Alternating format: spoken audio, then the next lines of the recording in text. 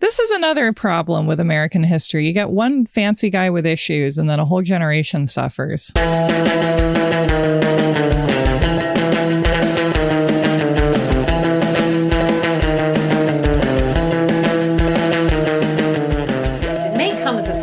But a sterilization policy known as eugenics existed in this country for years. Entire categories of people were considered unfit for reproduction, including immigrants, people of color, and people with disabilities. It's also important to remember that this is not some long ago history.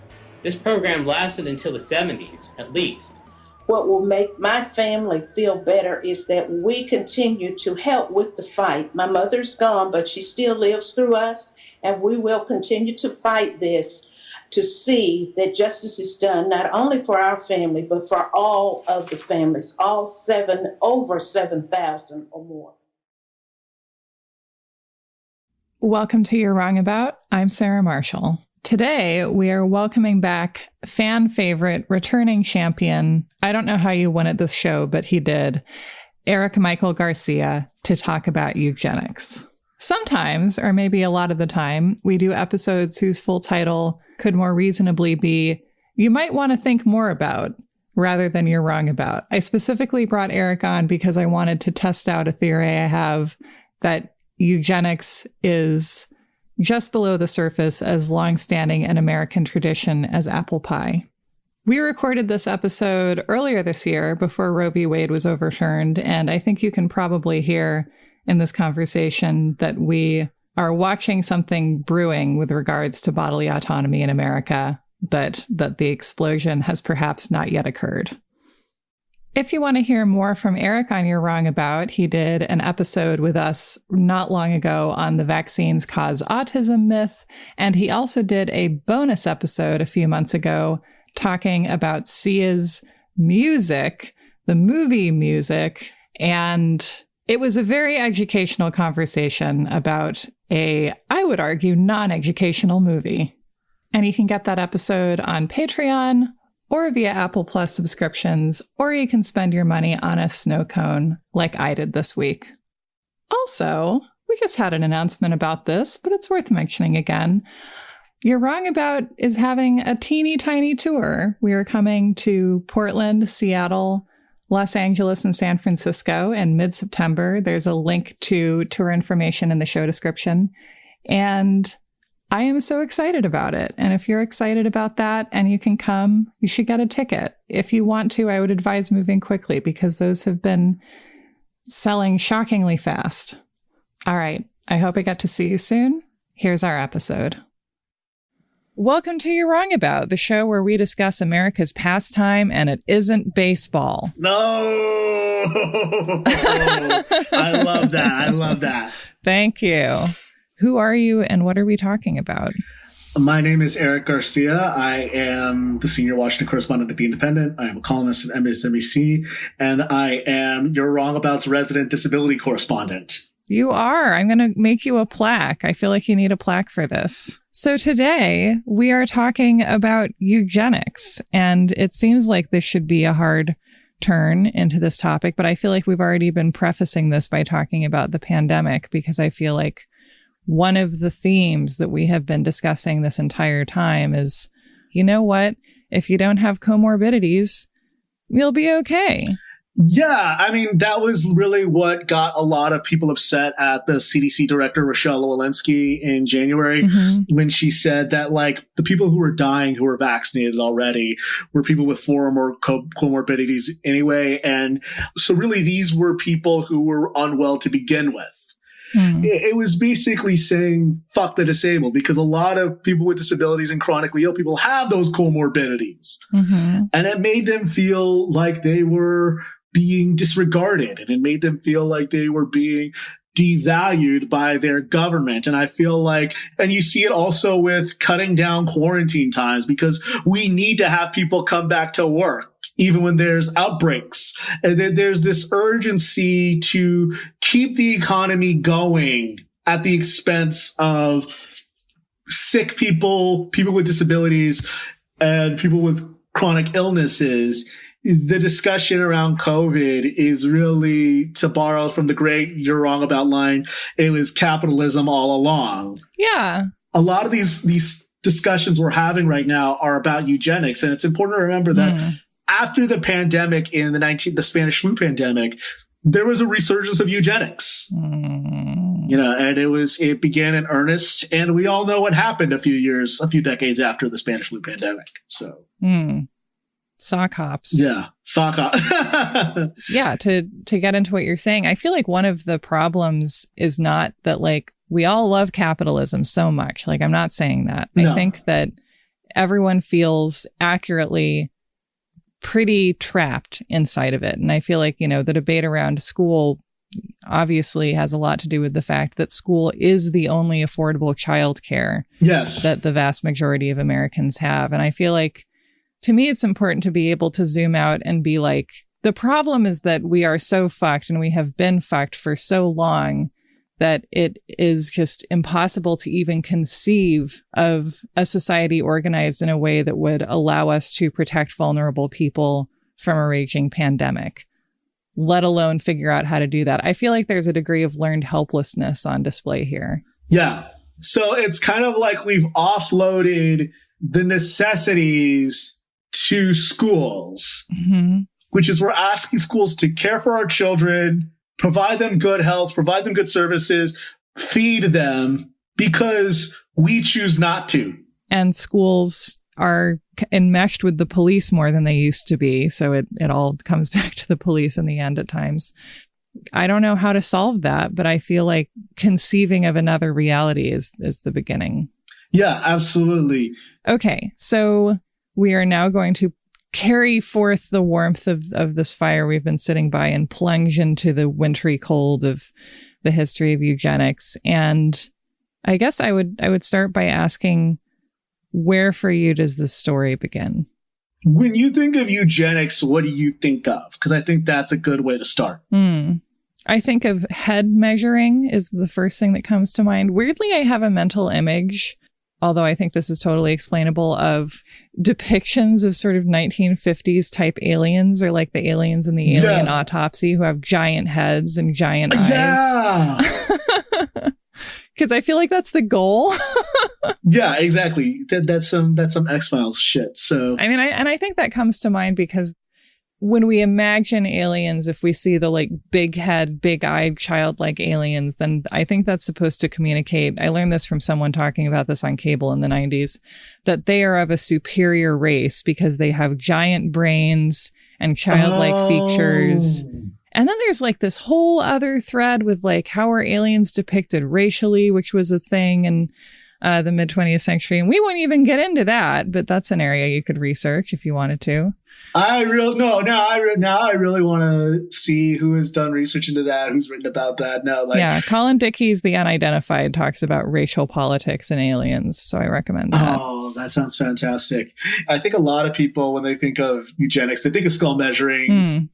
But I think most people think of Nazi Germany, understandably, because that's kind of the apotheosis of it. And I feel like also eugenics, having been raised in an evangelical Christian household, I feel like a lot of people use eugenics to say, oh, well, you know, that's what happens if you believe in evolution. Oh, no. You know, you ultimately, or they're like, did you know Darwin's cousin was the person who started evolution? As if somebody's cousin, am I my cousin's keeper? I may be my brother's keeper, but my cousins, I don't know. I have a lot of cousins who I don't keep. But like, you know, and then I feel like a lot of people say like, oh, well, you know, Planned Parenthood was eugenics. I think that eugenics is one of those things that gets thrown around a lot without people actually taking the time to know what it is or what it means or what they're talking about. It didn't start with the death camps.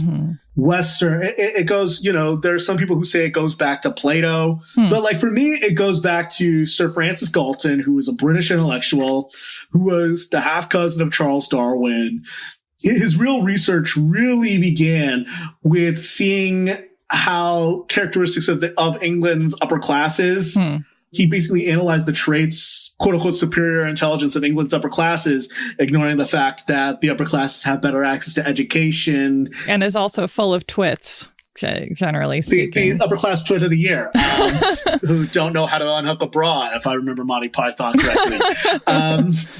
So, like, you know, in between these twits, Galton said, consequently, as it is easy to obtain careful selection, a permanent breed of dogs or horses gifted with peculiar powers of running or of doing anything else, so it would be quite practicable to produce a highly gifted race of men of judicious marriages during several consecutive generations. Well, yeah, I mean, they did that in Dune. Yeah, they did. Yeah, basically, you know. It's definitely sinister, but I feel like it's not entirely sinister because I feel like this is a period of great excited curiosity about like, oh my God, look at these peas or whatever. Yeah, the pea pods. Because like it was basically a bastardization of his cousin's The Origin of Species ideas and Gregor Mendel's, you know, pea pod suggestions. It's like being a lesser member of a celebrity family, you know, like it's like being Billy Baldwin. I also think it's important to differentiate between positive eugenics and negative eugenics. Mm-hmm. Yeah. What's that? Positive eugenics is, you know, what he's discussing, which is like breeding and breeding desirable traits and people from upper classes reproducing. And there's the negative eugenics of sterilization. Right. People either think about one or the other, but they're kind of they're the two sides of the same coin. And I think that's really important because just as much as people want to get rid of the undesirables, they also wanted to reproduce upper classes, because if you keep on reproducing upper class people, and if you believe that these are inherently good traits, then it almost justifies caste systems. The upper classes are just naturally imbued with these things. Just look at Prince Charles. Just look at him. Just look at him.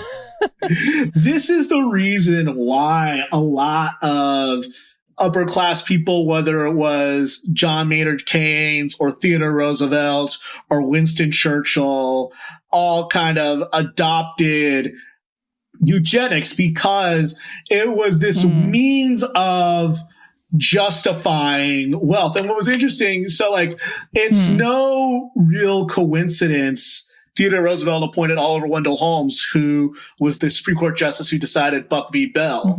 That, you know, that's no coincidence, given that Theodore Roosevelt was himself in his State of the Union address, I think in 1903, talked about forced sterilization. He was a big proponent of it in his own letters.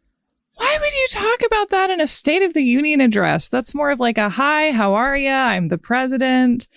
These are our upcoming challenges. Please like me, right? But like, again, you have to remember that this is one of those things that this is seen as a state goal. And it's funny how eugenics and sterilization really took off in the progressive era, much like how the progressive era was progressive for a lot of whites, but it wasn't for a lot of black people.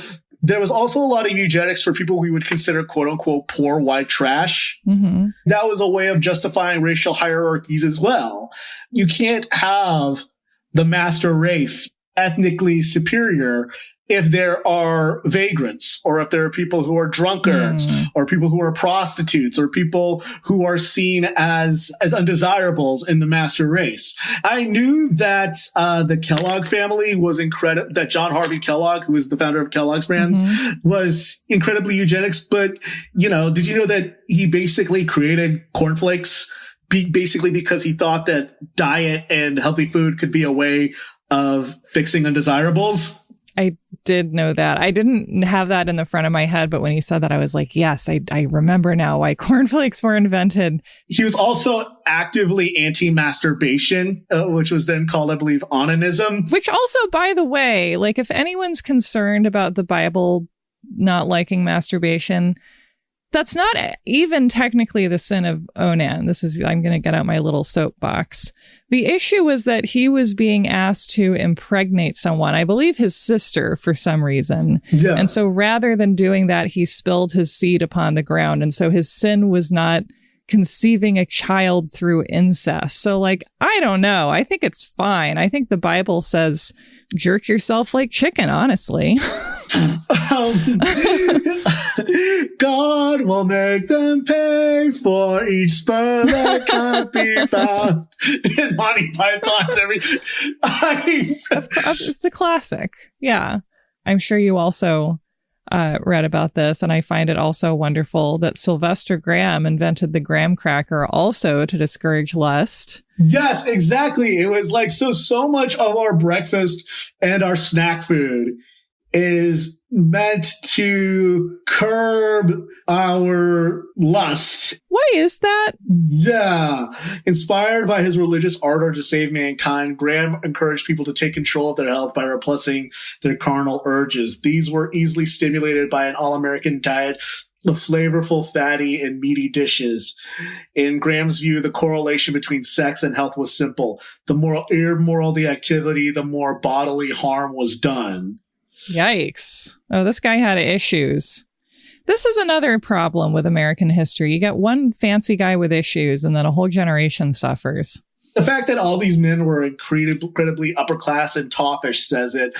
So like essentially he made his name by giving popular speeches, admonishing masturbations, believing it to inflame the brain more than natural arousal. Wait until he hears about fleshlights, am I right? And then Graham is considered also to be one of the fathers of the American vegetarian movement, which John Harvey Kellogg was also a vegetarian. This whole theory is ridiculous to me because, like, when have you ever, like, gone out and eaten a bunch of barbecue, right? You're, like, all full of brisket, and then you're like, my lust is inflamed. No. That basically Sylvester Graham and John Harvey Kellogg and their ilk and, many other people working in different fields are like, what can we do to stop working class people from having babies? Yeah, essentially. And I think like it can't be overstated that this was around the time people were largely moving from rural families where people had a lot of babies. They got a hoe. Yeah, exactly. This was around the time when you were starting to see a lot of people from Catholic countries and Jewish countries come to the United States. You start to see a lot of Irish people, a lot of Italians, a lot of Poles. A lot of anti-papist literature, I'm pretty sure.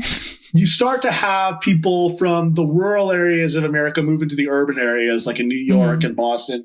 And then on the West Coast, you're seeing a lot of Asian Americans. You're seeing a lot of Chinese immigrants. You're seeing a lot of Japanese immigrants. So it is the same thing that drove xenophobia and anti-immigrant sentiment in the 1920s, and also the same thing that drove eugenics, because it's important to recognize that 1924 was the year that the Johnson-Reed Act, which was this law that basically restricted immigration and put in place the quota system to basically reduce the amount of immigrants coming in from, non-Anglo-European countries, came out the same year that the Buck v. Bell decision the Buck v. Bell case really begins in earnest. Yeah. Tell us about Buck v. Bell, which I think, for my background, this was my introduction to how prevalent eugenics was and how unashamedly many Americans practiced it as a belief system at this time. And I remain scandalized by it. I have been scandalized ever since I first heard about it years and years ago.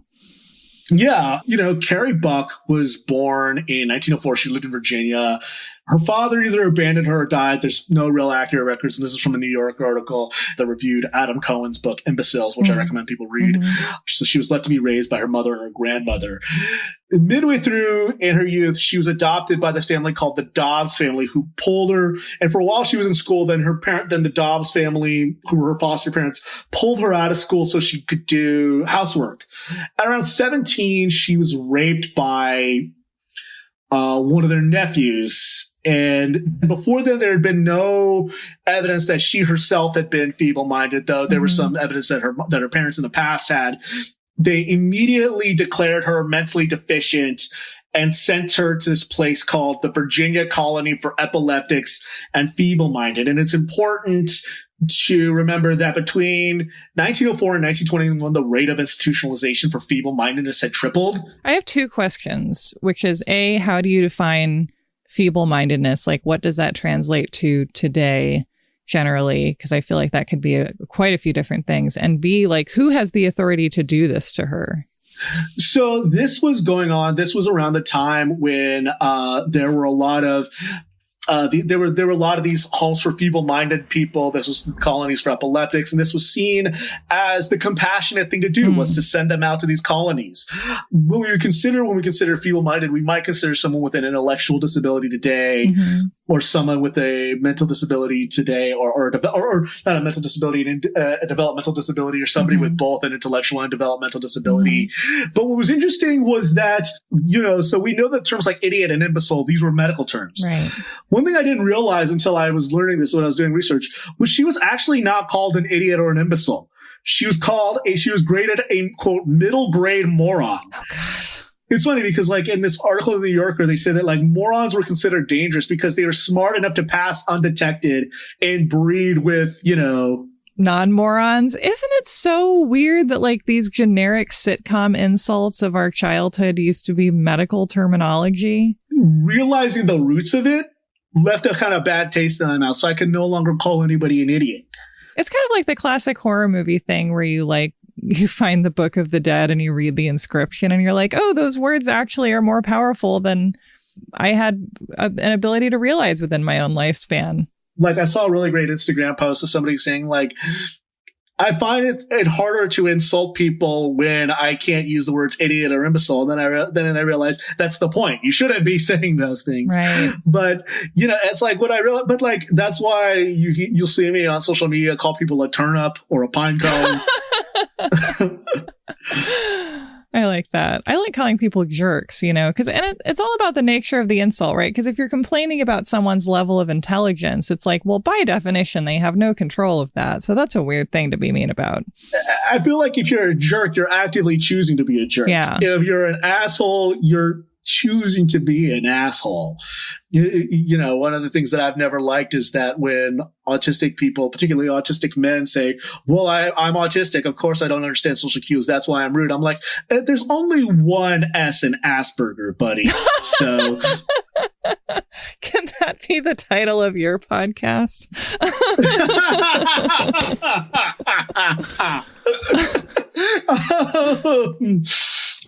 But like, what's interesting is that around the same time, the person who was running this place was a guy by the name of Albert Priddy, and PRDDY, but his ideology was not that pretty. It's important to recognize that he was basically trying to turn his institution basically into a sort of, as the New Yorker called it, basically a sort of eugenics factory. This is what I'm trying to get at, I feel like, with this whole thing, is that, like, in 1920 whatever, you could be like, I'm going to start a eugenics factory. That's how people talked back then. And your, like, fiance would be like, oh, how good of you, or whatever. Yeah, exactly. But so what happened is that, he basically met with an attorney basically named Aubrey Strode. And the reason why he did this is because he was sued by a patient who he'd sterilized without her consent. And he turned to a friend named Aubrey Strode, who was a lawmaker and a politician, who basically helped make Virginia's sterilization law.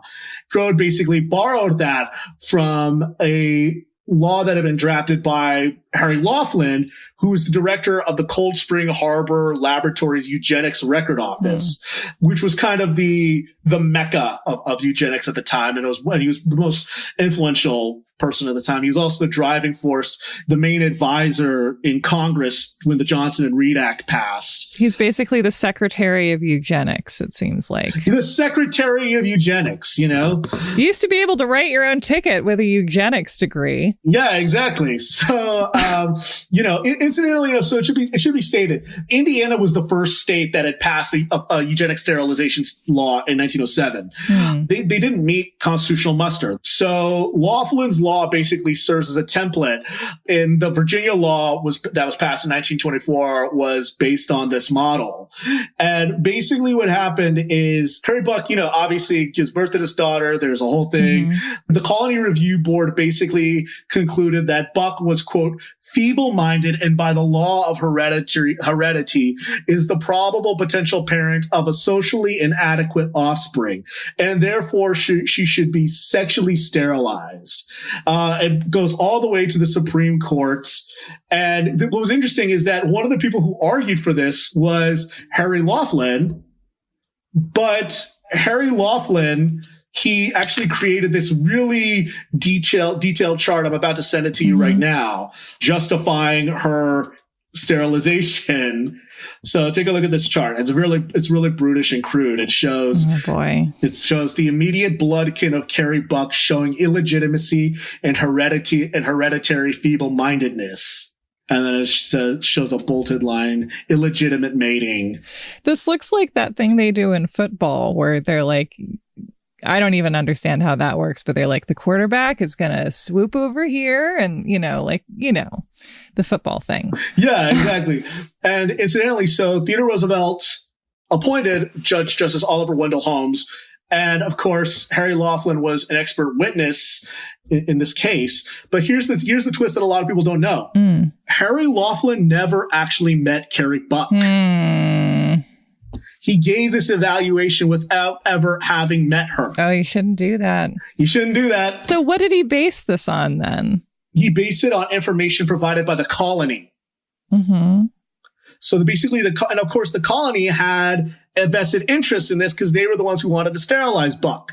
By the time it goes to the Supreme Court, the head of the Lynchburg colony was Priddy's assistant, Dr. Bell, which is how we get the term Buck v. Bell.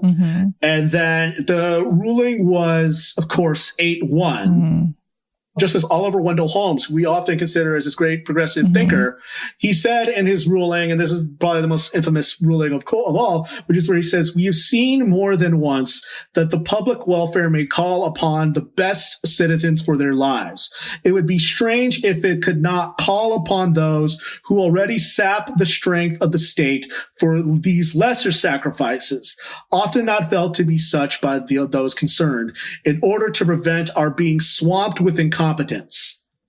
It is better for all the world if instead of waiting to execute degenerate offspring for crime, or let them, Sorry. Right? I didn't realize we were waiting to execute everybody. Yeah, or let them starve for their imbecility. Society can prevent those who are manifestly unfit from continuing their kind. The principle that sustains compulsory vaccination is broad enough to cover cutting the fallopian tubes. 3 generations of imbeciles are enough." I can't believe that I once read that and remembered only the line 3 generations of imbeciles are enough. I was like, isn't that terrible? And in retrospect, like, it is, but it's the least awful part of that entire paragraph. It's the least terrible thing. Yeah, exactly. So sorry, I kept screaming. No, I wanted to scream too. I was worried that I was worried about quoting this paragraph in its entirety because I felt like I was worried that it would be too legalese. And I was like, oh my God, Jesus Christ, Oliver Wendell Holmes Jr. Yeah. Like, you are terrible. This man is not talking about penumbras over here.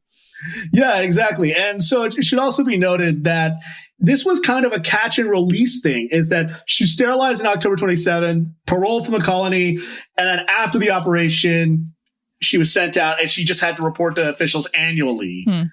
And she was married, widowed, remarried, and died at a nursing home in 1983. So, like, this was recent history.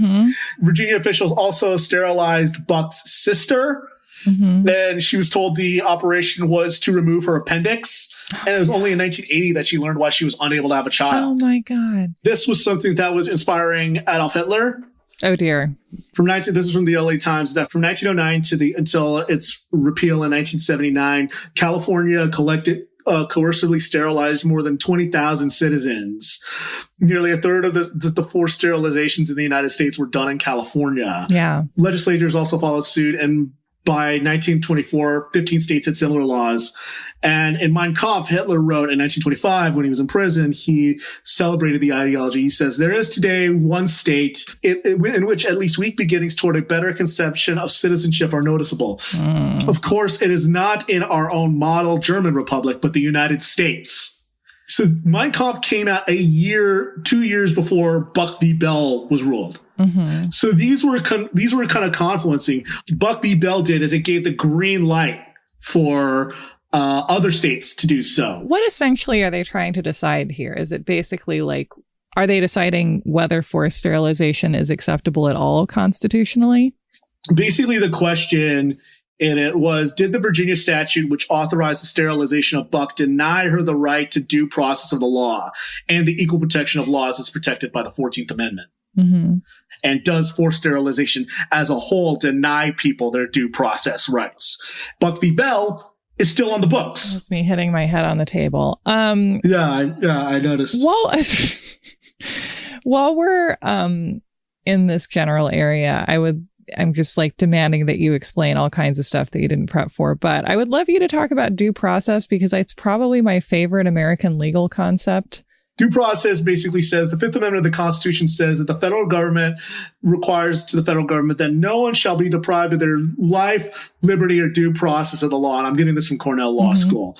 And the 14th Amendment adds to that. The 14th Amendment, which is the one that gives civil rights to newly freed Black people, uses the same 11 words, and it's called the Due Process Clause of the Constitution. So I think that the 14th Amendment, all persons born and naturalized in the United States and are subject to the jurisdiction thereof are citizens of the United States, and no state shall make or enforce any law which shall abridge the privileges or immunities of citizens of the United States, nor shall any state deprive any person of life, liberty, or property without the due process of the law, nor deny any person within its jurisdiction the equal protection of the laws. Equal protection. Love that phrase. Big fan. Yeah, exactly. So essentially what it was that it was saying that you cannot take Black people's property or their life from them, or new laws, basically the Jim Crow laws, or what was the precursor to Jim Crow laws. This was during Reconstruction,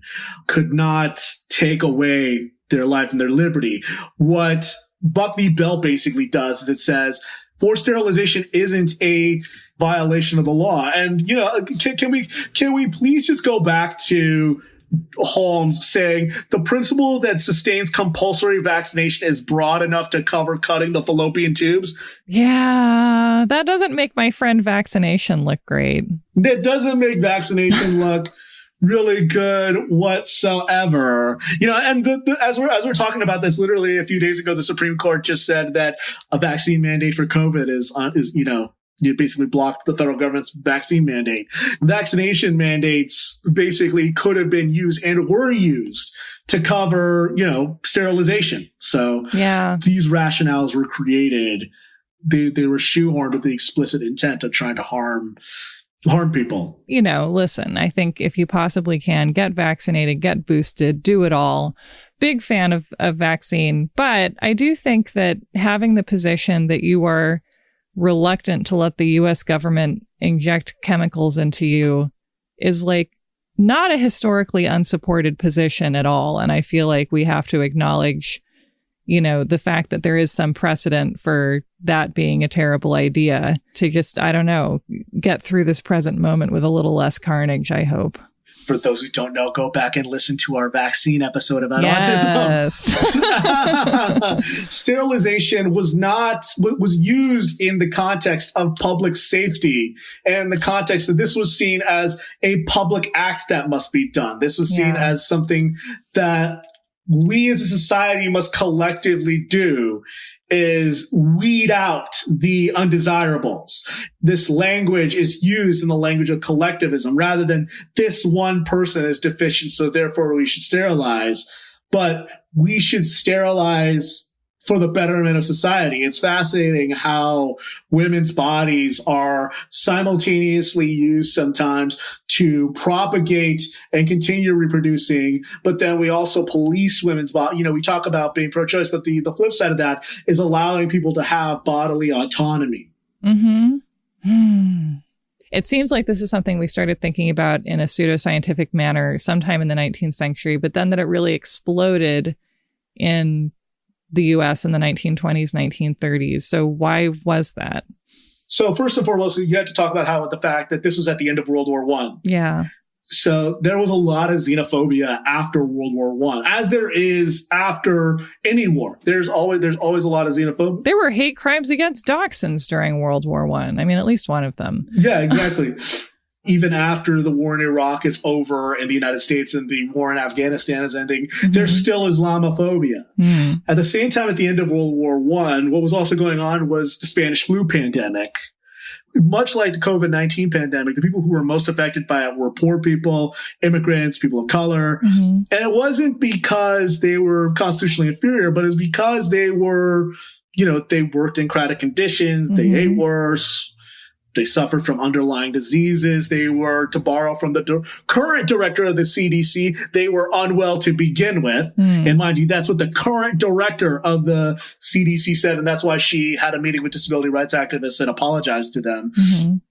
At the same time, what happened was that it also kind of debunked something from eugenics, because it showed us that infectious diseases really aren't about whether you're morally upright or morally deficient or anything. So it's about whether you're rich. whether you're rich. So as a result, a lot of countries reorganized their health ministries or set up ecosystems for disease surveillance.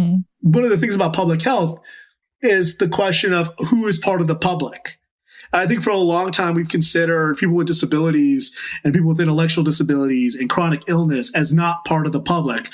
And we still don't consider people of color part of the public a lot. We still don't see poor people as part of the public. So, right. And who are the people to bring the law back in, as always? And so, I mean, essentially coming out of the pandemic of 100 years ago, were people selling eugenics with this idea of like, poor people spread disease, let's eradicate the poor? It was more still the idea that poor people were still were deficient. How did poor people? One thing I'd want to know, because I'm sure that a lot of people thought that they brought the disease to the United States, which is funny, because if you want to talk about colonization, who is it that brought disease to the New World? It was white people. Oh yeah, that rings a bell. You know what the last territory of the United States that passed the eugenics law was? Rhode Island. Puerto Rico. Puerto Rico. They blamed overpopulation, they blamed poverty, and then basically what they did is they targeted poor women for sterilization. And then, according to a report in 1976 from the U.S. Department of Health, Education, and Welfare, which is a precursor to our HHS, 37% of women of childbearing age in Puerto Rico had been sterilized, and the vast majority of them were in their 20s. And one of the big movers of this was Clarence Gamble, who was the head of the Pennsylvania Birth Control Federation. He was the heir to the Procter & Gamble fortune. A lot of these big companies we think of today were big movers on eugenics. We just talked about Kellogg's. Now we're talking about toothpaste. How can you even get out of bed in the morning without assaulting yourself with eugenicist history? Eugenics, part of a balanced breakfast. Eugenics, it's what's for dinner. But it seems like we are repeating this moment right now, where we are recognizing, oh my God, this country is completely unable to take care of the number of people it needs to take care of. And we have a gigantic vulnerable population that is trying to weather many crises simultaneously. And so I guess the solution is to kill them. Or just let them die. It's almost like we're going to just blame the unvaccinated. The problem is a lot of people with disabilities want to get vaccinated, but how do you get vaccinated? You go online, and a lot of blind people don't have access to it. A lot of people with disabilities don't have access to internet. Oh, this is the other thing that a lot of people don't recognize, is that for a while, Helen Keller adopted eugenic ideas before she later disavowed them, because one of the people who tried to help her was Alexander Graham Bell. Yeah. And he was one of the big promoters. So it wasn't until later that she moved away from that position. Yeah. Do you want to hear my Alexander Graham Bell impression? Please. I've invented the telephone. Now to be evil for the rest of my life. Basically. Because his whole thing, and this is not an exaggeration, he wanted to eradicate deaf people, which included his mother and wife. Exactly. Like, a lot of people think, oh, Alexander Graham Bell, he helped Helen Keller. No, it's because he wanted to eradicate deaf people. Weird fucking guy. He was a fucking asshole is what he was. Yeah. So but that shows how potent it could be that even someone like Helen Keller, who a lot of people consider, an important figure, could even be swayed by really malevolent forces in society. And then after that, she was a big old socialist, joined the Wobblies. Yeah. Good second act. God bless her for that. It should also be noted that during the Nuremberg trials, a lot of Nazis cited Buck v. Bell and the sterilization. Why wasn't I taught about this in all of my American schools? And about how Hitler was like, that California, they're doing great over there. Like, I've never heard that before. And I don't know. I think the fact that Hitler was like inspired by aspects of the way the U.S. was running a country is it's just useful information to have. All of this was before Germany, but it's also important to remember that there was sterilization after Nazi Germany. Mm-hmm. Sterilization in North Carolina, it went up after Nazi Germany. A lot of times it was women who were either considered promiscuous, lazy, or unfit, or sexually uncontrollable. And we should talk about this because it's interesting how sexually uncontrollable women are seen as the prime targets. Also, what do we mean by that? Like, I know that there was a sense, at least around Buck v. Bell, that if you were, quote, feeble-minded, that made you more sexual as a woman. What's going on here? What is this? A lot of it, like what I remember was that like a lot of it was unwed mothers or women who got pregnant in their teens. So it's just people who were seen as uncontrollable sexually. I mean, God knows that's how that always happens. Yeah, exactly. And the head of these welfare agencies agreed that the value of sterilization was reducing general welfare relief and aid for dependent children payments. By the end of the cumulative amount of sterilizations was more than 6,000 people were sterilized. And it's only been recently that the people who were sterilized have gotten some kind of restitution in North Carolina. And I learned this when I was a student in North Carolina. So, I mean, yes. And there are things, I grew up in the Portland, Oregon area, and there are horrifying aspects of our local history that I didn't learn until college or grad school or after that. And I should say that the law remained effective until 1973, so that's important to note. That like those cumulative was by 1983, that was just what we knew, but the last one was in 1973. So the last is in 1973. But yeah, 1973 is like Led Zeppelin was still together. Exactly. Yes. Thank you. Yeah. I feel like as a country, one of our other national pastimes is inventing ways to ignore the existence of rape and sexual abuse. Yeah, you're right. Absolutely. That it's a way to justify policing sexually active women and also to justify not dealing with rape and not dealing with sexual assault. And if it's your family member, I can imagine, that rationale being like, well, it's troubling to think of anyone we're related to. Boys will be boys. I'm sure that she seduced him with her sexy, feeble-minded ways.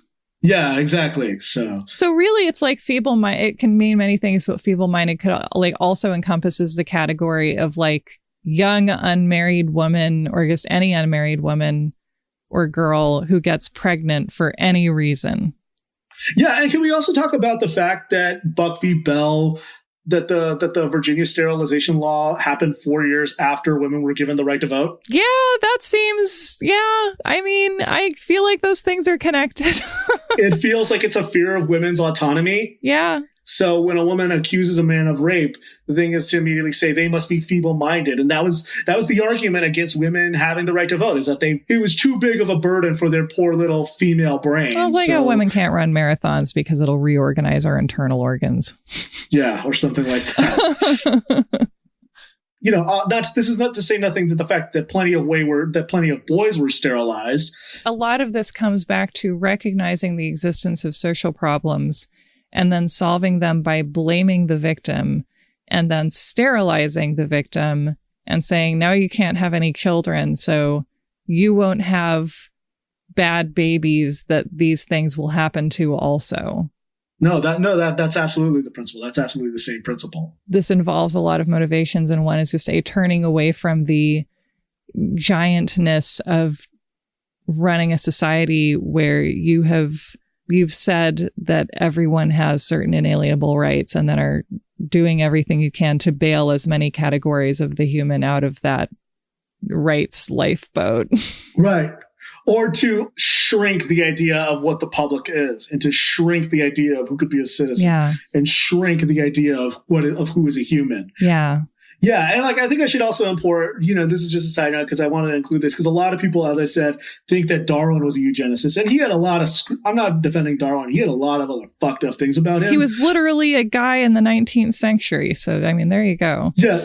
One passage that's often used to accuse him of things, accuse him of being a eugenicist, is that there's this one passage that says, "It is surprising how soon a want of care or care wrongly directed leads to the degeneration of a domestic race, but excepting in the case of man itself, hardly anyone is so ignorant as to allow his worst animals to breed." But then the next paragraph, a few paragraphs later, says, "If we were to intentionally neglect the weak and the helpless, it would only be for a contingent benefit with overwhelming present evils. Hence, we must bear without complaining the undoubtedly bad effects of the weak in surviving and propagating their kind." So that actually shows that we shouldn't get rid and discard the people. So he's like, listen, we all hate the poor, but we just got to live with it. I'm very sorry. Fuck the poor, but don't kill them, Like, could he have at least called his cousin Francis and said, "Buddy, you got it wrong, man"? He was waiting for Alexander Graham Bell to invent the telephone. I was literally just thinking of Alexander Graham Bell when you mentioned that. I mean, I think that you still see eugenics in some ways today when you see things like its potential, you see this thing with gene editing now. You see it with potentials for CRISPR. It's like my friend David Perry says, we're not prepared for gene editing and we're not prepared for being able to weed out certain types of potential disabled life because we're afraid, because because we still are generally afraid of disabled life. And I think one of the things is that especially if you are pro-choice, that you can't discriminate against someone when they have an abortion for disability. But at the same time, you should also say that I think the best thing to do is to say that disabled lives are worth living.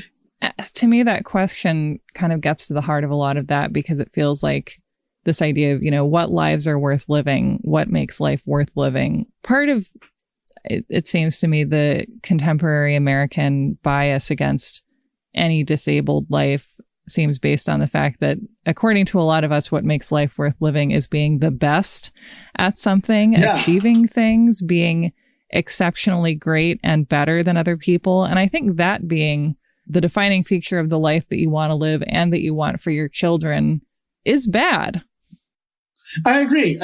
And I think also it goes to this idea. I mean, you see it with organ discrimination for people with disabilities. You saw it when during the COVID pandemic, when there was a scarcity of ventilators, and you're seeing it again, wondering which people are going to get care or not. You see people actively arguing that some people with disabilities shouldn't get care, or, it helps that a lot of the people who are writing these standards are themselves abled and not disabled. Our worth shouldn't be whether we're productive or whether we are a net plus to the economy or something like that. Our worth of life should be measured by how good of people we are. It's, so like I came to the disability, even though I was born disabled, the way I learned about autism is I was born autistic. I came into understanding disability much later in life when I was in my 20s. And one of the most rewarding things about learning and understanding disability is that I've met so many good autistic and otherwise disabled people who live good lives and who are fantastic parents because they are disabled and because their children are disabled, and their being disabled helps them to be better parents to their disabled children. And that shouldn't be something we fear. We shouldn't fear 3 or 4 or 5 or 20 generations of disabled people. We should fear the world that we built for them. And we should be, I should say this, I'm afraid of having children. For no reason that I might bring disabled children in the world. I'm afraid of the world that they exist in. Yeah. I'm afraid that when I send my kids out into the world, that they won't have a good life. Right. Like, what a concept that, my little baby is a greater danger to the world than the world is to my baby. Exactly. Look at the world. Are you kidding me? I think the thing that inspires me to maybe rethink that is that we should instead try to build a better life and stop fretting about the world that exists for them. So I think that's what we try to do. And I think that's what you try to do by trying to build better understanding. So I'm not exactly out here building accessible playgrounds, but like, But you are destigmatizing, and that's important, right? Well, I mean, you do that too. And I think here's a question, because I feel as if you were describing this period when Americans were just like open, proud eugenicists. We were just like, yes. And how there's like all these, institutes that are like the National Eugenics Library or whatever.